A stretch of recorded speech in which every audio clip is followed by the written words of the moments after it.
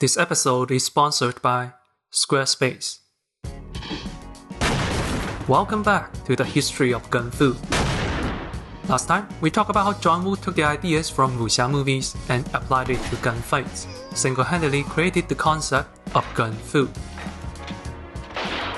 John Woo would continue his legacy in Hollywood, but by that point, Gun Fu was already out of his hand and become a global phenomenon.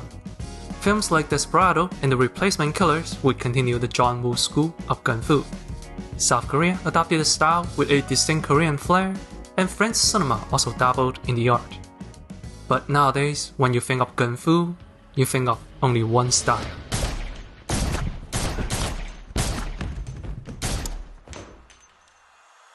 For this video, we'll be looking at what I consider to be the main lineage of the Hollywood-style Gun Fu. The fast, the efficient, and the most influential in our pop culture. From Hong Kong to Hollywood, from Chow Yun-fat to Keanu. Let's see how America adopted this art and created something new and original. Welcome to the rise of Gun Fu.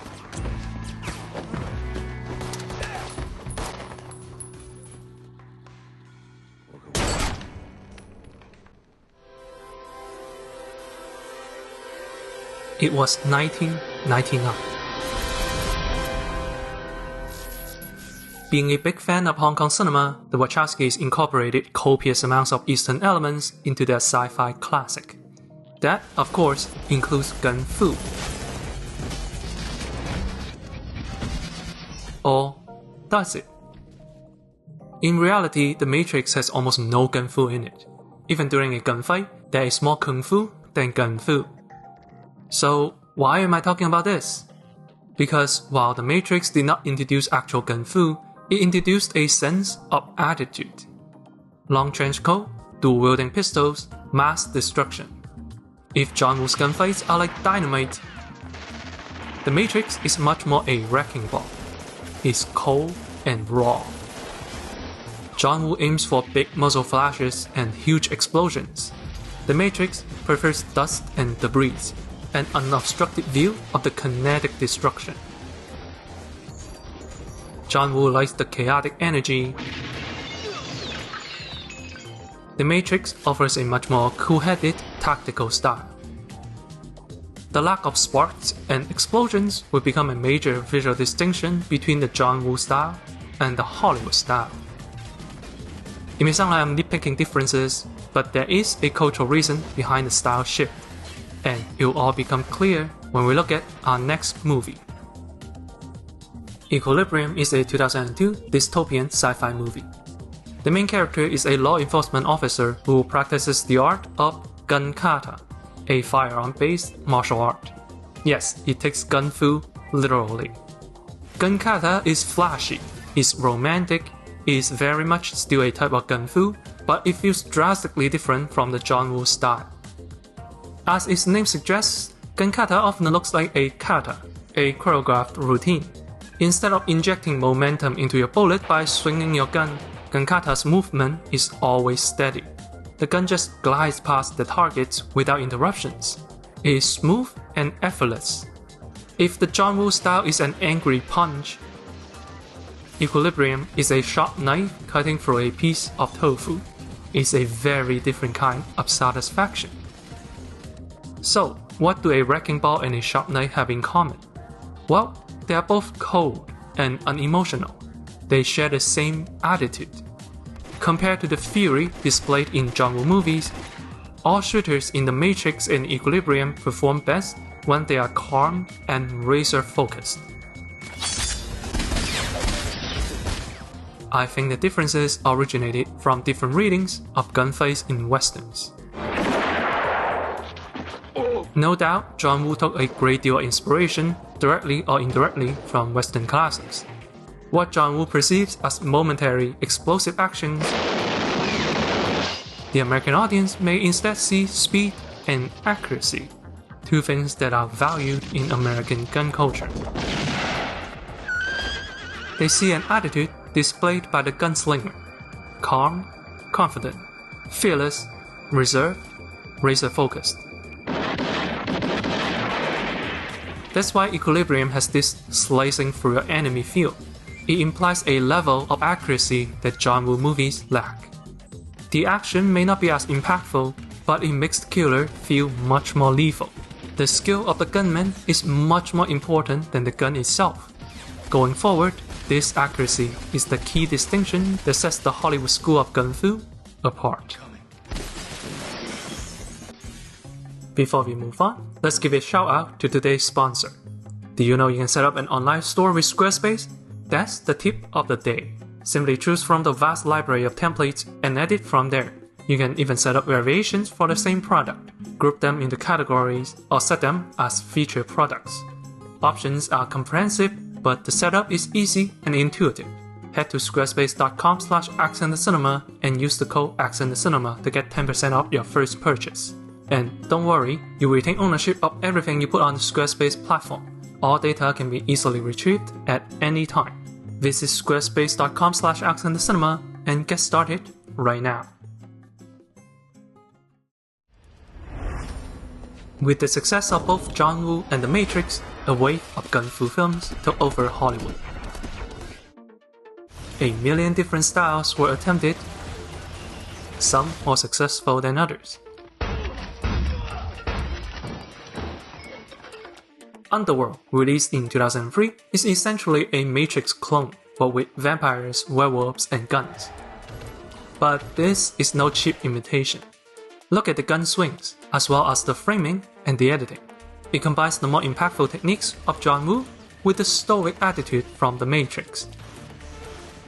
Guns in this movie pack an unreasonable amount of bullets and firepower. It is yet another idea of gun fu taken literally. The stronger the wielder, the stronger the guns. And since the wielders are vampires with superpowers, the guns have superpowers too. It is, once again, more about the gunslinger, less about the gun. Collateral, a 2004 thriller about a taxi driver being forced to work for a hitman, is generally not considered to be a gun fu movie. But this scene, with its grounded and realistic approach to close-quarter combat, opened people's eyes to a new possibility. The techniques exhibited by Tom Cruise are actually real-world combat techniques. Fast and lethal, turns out there really is a firearm-based martial art, and it can look just as good. This is just a hint for what's to come. Wanted, released in 2008, took the abilities of the gunslingers to a ludicrous level. In this movie about a secret society of assassins, accuracy continues to be a key quality of a good shooter. These characters can hit the targets in one shot, even in impossible scenarios. Assassins can curve their shots, or hit a bullet with a bullet, or does both at the same time. It's a very different kind of gun fu, one where the scale is small, but the technique is freaking dumb and stupid and spectacular, and I love it. After 10 years of constant experimentation, the Hollywood School of Gun Fu already looked vastly different to the John Woo School. Defined by its emphasis on speed and accuracy, stoic heroes with a badass attitude, what started off as an aesthetic became a tool to build up a character. It enhances the world building, it makes characters feel heroic and otherworldly. It feels like an amazing next step in the continuous evolution of Gun Fu. But it wasn't without its flaws. For 10 years, this new direction rarely manages to match the level of energy that is iconic in the John Woo films. You just don't feel the individual shots, it lacks the visceral impact. Look at the fellow school, where bullet spray remained the dominant style. You can't help but wonder, what's missing? Enter the 2010s. Somehow, Matthew Vaughn's Kick-Ass became the film that changed action cinema. Yes, for 10 years, Hollywood-style gun fu stayed too sterile. American filmmakers rarely had the gut to punch the audience in the eyeballs. Having an F-bomb dropping 13-year-old mercilessly slaughtering a hallway full of goons is precisely the sort of visceral middle finger audience crave. She is fast, she is accurate, and she is brutal. After all, it is John Woo's ultimate thesis, that violence is beautiful. Without violence, Gun Fu is just fancy gunplay. Vaughn would continue refining this sense of violence in his 2014 movie, Kingsman. In this breathtaking, ultra-violent action scene, Hollywood Gun Fu finally has something that can rival the best of John Woo. The efficiency enhances the character, the violence heightens the audience emotion. With all the pieces now in place, this is the perfect time for a movie to utilize this tool to its fullest potential.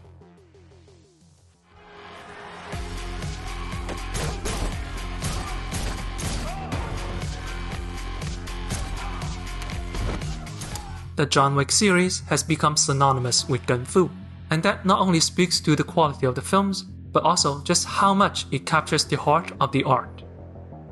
The series continuously built up John Wick as a stoic character, hinting at his unparalleled skills, passive by nature, ruthless by trade.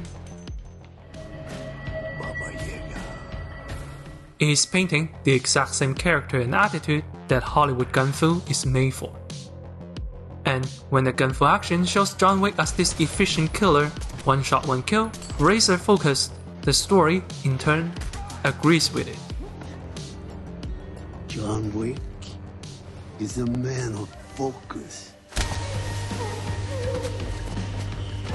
There is an amazing cohesion between the character, the story, and the action.